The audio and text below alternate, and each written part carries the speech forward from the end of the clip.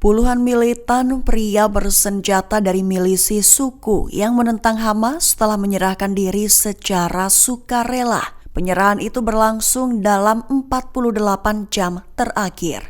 Mengutip KBRI pada 8 Desember, kabar ini diumumkan oleh beberapa sumber Palestina pada Minggu 7 Desember 2025. Perlu diketahui langkah itu diambil setelah Hamas memberi tenggat 10 hari bagi anggota milisi untuk menyerahkan diri dan senjata mereka. Kementerian Dalam Negeri Gaza mengatakan kepada Al Jazeera bahwa mereka akan memproses dokumen para penyerah diri. Juga akan mempercepat proses hukum dan menegaskan bahwa perlindungan pendudukan bagi para pengkhianat tersebut tidak akan lama.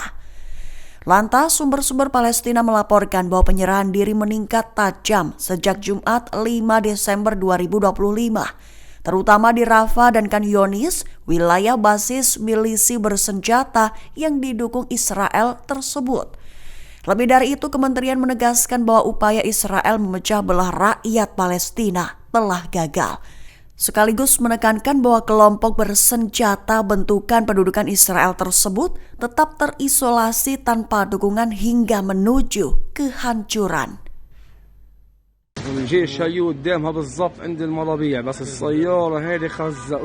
Pasukan Israel kembali jadi target serangan di wilayah kota Hebron, tepi barat, di mana patroli militer Israel menjadi sasaran tembakan hebat oleh orang tak dikenal. Mengutip KBRI pada 8 Desember, hal itu diumumkan oleh radio tentara Israel pada Minggu 7 Desember 2025.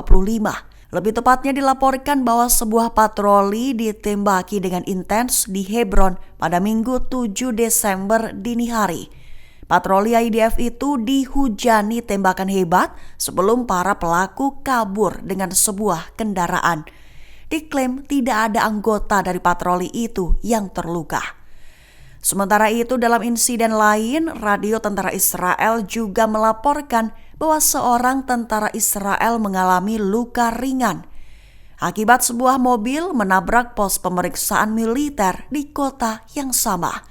Sehingga bisa diartikan bahwa serangkaian serangan ini kembali menegaskan meningkatnya ketegangan dan potensi eskalasi di wilayah tersebut.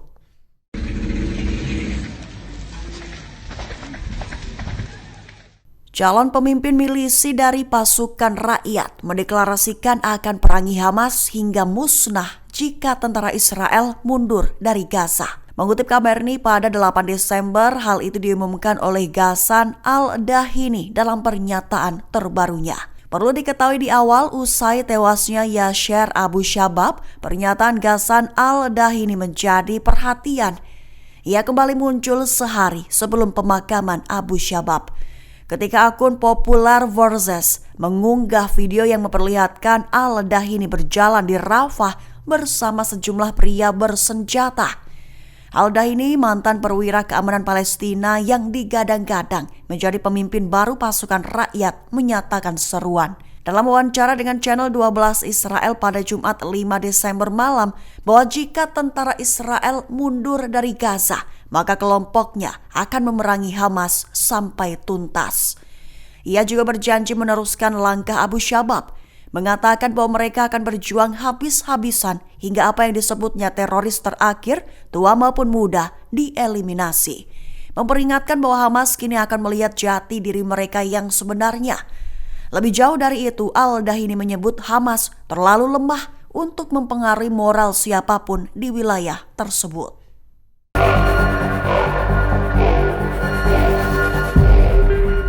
Mesir dengan tegas dan jelas menyatakan bahwa pihaknya tak akan mengizinkan perlintasan Rafah menjadi jalur pengungsian warga Palestina, serta menyerukan agar pasukan Israel segera ditarik dari Gaza, sekaligus tentang pengerahan pasukan internasional ke Gaza.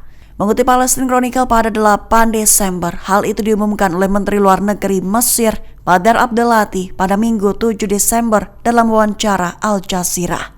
Lebih tepatnya, Mesir kembali menegaskan bahwa Rafah tidak akan dijadikan jalur pemindahan paksa warga Palestina, menegaskan bahwa hal itu tetap terbatas pada pengiriman bantuan kemanusiaan dan evakuasi kasus medis yang mendesak.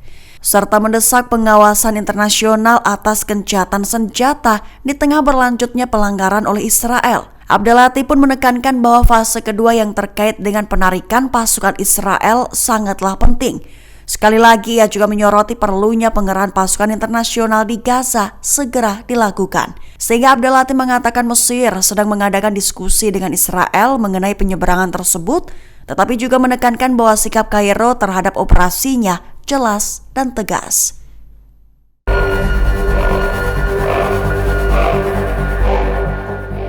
Israel baru saja mengklaim garis kuning di Gaza sebagai perbatasan baru mereka. Kepala Staf Pasukan Pendudukan Israel, Letnan Jenderal Eyal Zamir juga mengklaim bahwa mereka bermaksud untuk tetap berada di sepanjang garis keamanan tersebut. Mengutip Al-Mayadin pada 8 Desember, hal itu diumumkan oleh Zamir dalam pernyataannya pada Minggu 7 Desember 2025.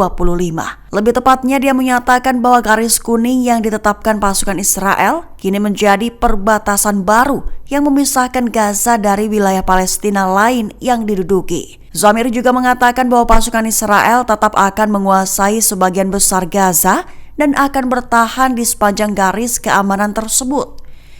Ia pun menyatakan bahwa garis kuning menjadi area perlindungan, permukiman, dan zona lanjutan operasi militer.